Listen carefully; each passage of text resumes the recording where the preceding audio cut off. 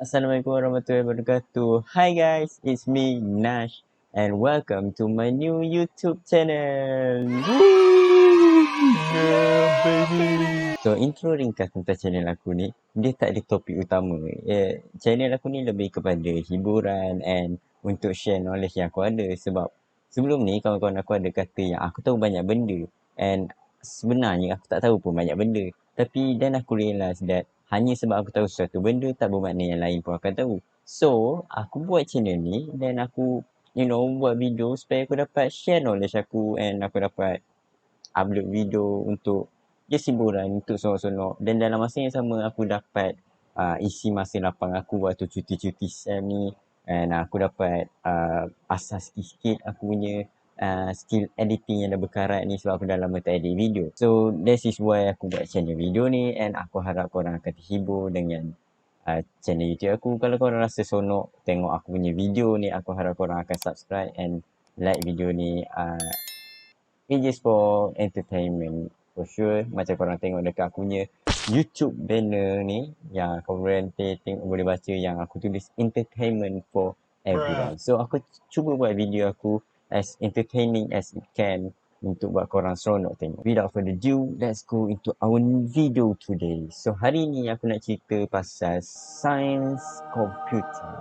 So, aku ni secara ringkasnya aku ni adalah pelajar sains komputer diploma and aku masih belajar dan tak habis lagi. Dan aku realise waktu aku nak masuk sains komputer punya bidang ni, aku ada buat research sikit dekat internet tapi tak banyak jumpa artikel yang baru-baru. Lebih kepada macam 2-3 tahun yang dah berzaman itu pun diorang cerita pasal SEM 1 and so on. So, why not tak buat sini. So, kalau korang ada kawan-kawan korang atau budak lepas SPM yang tengah fikir nak ambil course apa untuk universiti lepas ambil SPM, boleh tengok video ni and mungkin aku dapat jelaskan sikit apa tu sains komputer. Maybe tak secara mendalam macam korang harapkan, tapi aku beritahu apa yang aku tahu and berdasarkan pengalaman yang aku dah hadap selama 2 semester ni. Aku akan beri penjelasan secara ringkas dulu tentang sains komputer ni sebelum aku masuk dengan lebih mendalam tentang dia punya subjek-subjek and so on. So secara ringkasnya, sains komputer ni ajar tentang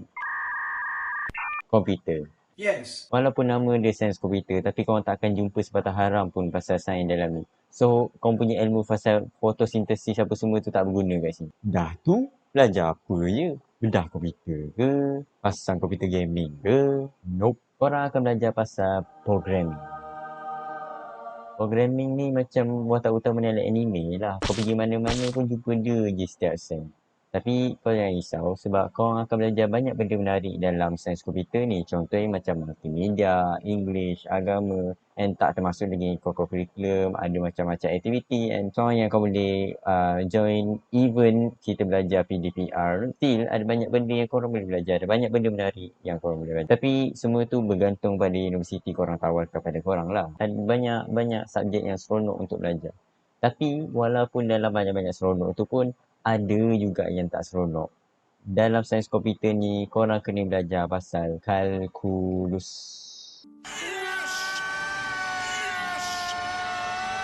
Wow. Hold up. Kau kata belajar sains komputer, faham nak kena belajar kalkulus pula. Aku admit form 5 pun tak ambil. Ini nak belajar kalkulus pula. Benda kau ni. Itulah tu. Aku pun tak tahu apa kena mengena pada mulanya. Tapi aku dah belajar barulah aku tahu sebab dia. Dah tu, apa kena mengenanya? Part tu kita bincang kejap lagi. Tapi kau nak tanya juga siapa kau ni? Dia hilang pula.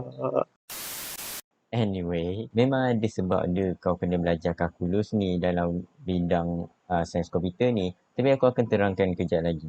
Tapi kalau korang yang tengah tengok ni, tengah consider untuk ambil atau tak sains komputer ni sebagai bidang korang dalam universiti nanti, aku cadangkan korang fikirkan dulu. Kalau korang rasa korang minat matematik atau korang pandai matematik, then sains komputer ni tak akan jadi susah untuk korang. Tapi kalau korang jenis yang minat IT, even pun kau tak pandai math, sains komputer agak sesuai untuk korang. Sebab dalam sains komputer ni korang akan belajar banyak sangat benda yang seronok. Macam aku tak pandai matematik. Aku pun tak minat matematik. Aku suka matematik ni pun tidak, betul tak? Tapi disebabkan aku nak sangat belajar tentang IT, tentang programming. Sebab benda ni memang best gila kalau korang dapat belajar. That's why aku ambil keputusan untuk belajar juga sains komputer ni. Berdasarkan pengalaman aku lah, bila korang belajar sains komputer ni, korang akan faham banyak gila benda digital. Contohnya macam mana aplikasi itu berfungsi, macam mana orang buat ni program, macam mana orang coding, code, program and so on. Macam mana orang build game. Korang akan tahu banyak gila benda. Terutama tentang security yang biasanya orang pandang enteng, because macam kita tahu bila kita baca privacy and so on, kita just tekan agree. Kita tak tahu tentang security and privacy all and that. Tapi bila korang belajar sains komputer, minda korang akan terbuka pasal tu dan korang akan start fikir tentang bahayanya digital ni so on. So kalau kau nak aku ringkaskan, kalau kau suka matematik, dan sains komputer ni senang. Kalau kau tak suka matematik tapi kau minat IT, sains komputer ni best tapi susah. Kalau korang tak reti dan tak minat dua-dua ni, subscribe channel aku. Please. Sekarang jom borak pasal subjek yang korang akan belajar dalam sains komputer. Dalam sains komputer ni, korang akan fokus pada programming. Macam aku kata tadi, programming ni memang core pada course ni. So, korang memang akan belajar benda ni setiap sem. Bila korang dah habis belajar sains komputer ni, korang untuk degree nanti korang boleh belajar pasal IT lain macam web developers, software engineer. And kalau korang rasa nak macam jadi hacker-hacker sikit macam tu, korang boleh belajar pasal cyber security. Kita hidup zaman moden, so belajar IT ni memang sangat diperlukan. Gaji dia kau tengok gaji basic untuk software engineer, entry level pun dah 4K cok. Tapi itulah, aku pun tengok daripada website je, so aku tak pasti kalau dia punya gaji tu betul-betul 4K ataupun tak. Aku pun tak berapa pasti pasal tu. Mungkin kalau aku dah dapat kerja nanti, aku buat video pasal berapa banyak gaji aku dapat. Aku tak tahu. Kalau kau nak tahu, subscribe channel aku. But my point is, programming ni memang boleh bagi kerja kat korang sebab dia punya bidang ni luas. Susah ke programming ni? Well, depend pada orang tu juga tengok programming tu macam mana. Macam math lovers selalu cakap, math ni macam language je. Well, programming ni pun memang macam language. In fact, nama dia pun programming language. Untuk pengetahuan korang, programming language ni ada banyak. Like, legit banyak. Tapi jangan risau, lecturer korang takkan ajar korang semua programming language yang wujud dalam dunia ni dalam korang punya time kat universiti ni. Korang mungkin akan belajar yang famous-famous je. Contoh macam aku belajar C++ dengan Java. Tapi aku bukan je belajar macam mana nak coding dalam C++ dan Java ni. Diorang juga akan ajar korang macam mana nak gunakan teknik-teknik tertentu yang ada dalam Java and C++ ni. Contoh teknik-teknik tertentu tu adalah object oriented. Aku tak boleh cerita banyak pasal teknik ni sebab aku pun baru belajar sampai situ. So, aku tak tahu kalau ada banyak lagi teknik yang lebih susah dan korang boleh pakai dalam Java and C++ ni. Setahu aku memang ada teknik-teknik yang susah dalam coding ni. Tapi aku tak rasa kita orang akan belajar benda tu sekarang. Aku assume yang university just akan ajar korang basic pasal coding and programming ni apa semua. Dan yang seterusnya yang susah and extra tu semua korang akan belajar waktu korang dapat pengalaman bekerja dengan syarikat nanti. Dalam sains komputer ni, benda utama yang korang akan belajar adalah komputer. So, korang kena belajar tentang komputer dengan lebih mendalam. Macam mana komputer ni berfungsi, apa itu CPU, apa RAM, ROM tu apa benda pula. Termasuklah macam mana komputer tu mengira dan store data. Also known as assembly language. Sumpah perit belajar assembly language ni weh. Macam korang tahu, komputer ni dia tak kira macam manusia. 1, 2, 3, 4, 5, 6, 7, 8 sampai 100 tu semua. Tapi komputer ni dia akan gunakan nombor-nombor seperti binary, decimal, octal and hexadecimal. So, diorang akan kira ataupun menggunakan base nombor tu untuk melaksanakan suatu function, interrupt and so on. Disebabkan korang belajar sains komputer, korang kena tahu macam mana assembly language ni berfungsi dan macam mana nak gunakan assembly language ni supaya korang lebih faham macam mana komputer tu boleh run sesuatu function and so on. Tapi aku nak beritahu lah, hanya sebab kau belajar assembly language ni tak bermakna kau boleh baca ayat keluar daripada 1010101001 macam dalam cerita Matrix tu. Run. What is he doing? Subscribe to this channel.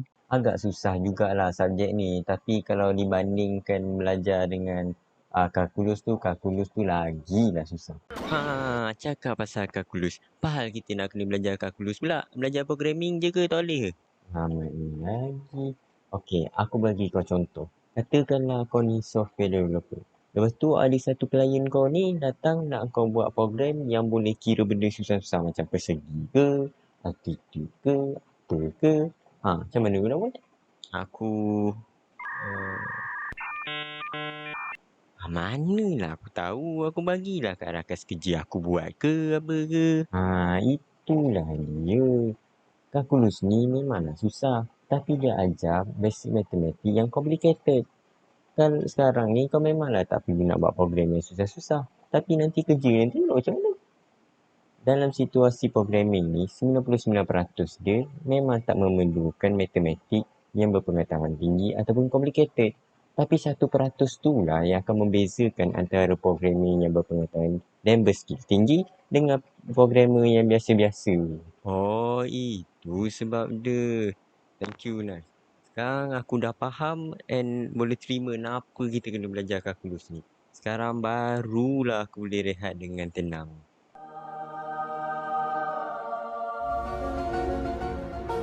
Kok hilang? Apa yang cuba aku sampaikan adalah kalkulus ni dia penting untuk ajar korang tentang matematik yang complicated. Sebab dalam programming ni ada waktu-waktu yang korang perlukan matematik.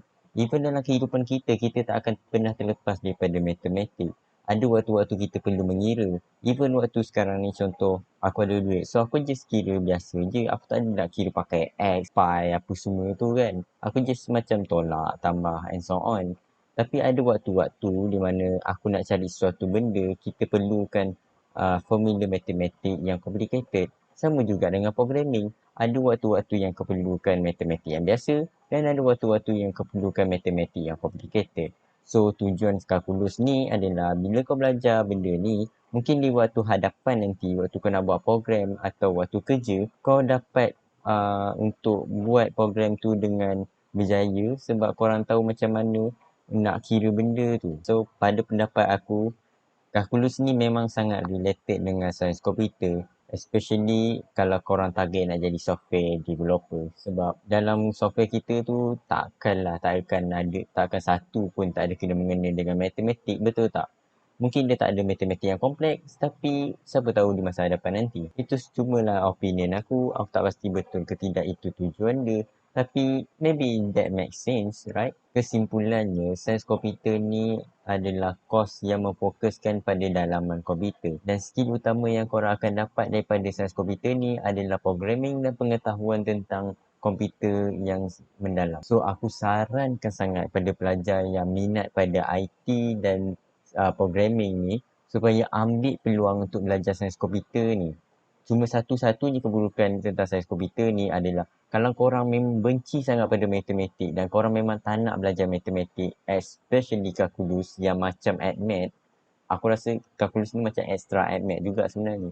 So, korang akan rasa tak minat dengan sains komputer atau korang rasa susah untuk belajar sains komputer. Itu saja perkongsian aku pada hari ini. Aku minta maaf kalau aku ada bagi informasi yang salah atau perkara yang tak betul dalam aku punya cerita ni. Korang boleh tulis kat ruang komen di bawah dan tulis perkara yang betul supaya orang lain tak salah faham. Kalau video aku buat korang terhibur, press like and subscribe button kat bawah tu untuk support channel aku. Aku try untuk buat video yang lebih menarik pada masa akan datang. And kalau korang ada idea video apa untuk aku ceritakan atau macam mana aku buat efek dalam mana-mana efek dalam video ni, korang nak tahu macam mana aku buat, mungkin aku boleh buat video pasal tu juga untuk kongsi apa yang aku tahu. Macam aku kata, channel ni pun memang untuk share aku punya knowledge and bagi entertainment pada orang yang tengok. Oh yes, kalau video ni korang rasa berguna, mungkin korang boleh share pada kawan-kawan korang yang ambil sains komputer punya bidang juga. Tengok apa reaction diorang tentang aku punya pendapat tentang sains komputer.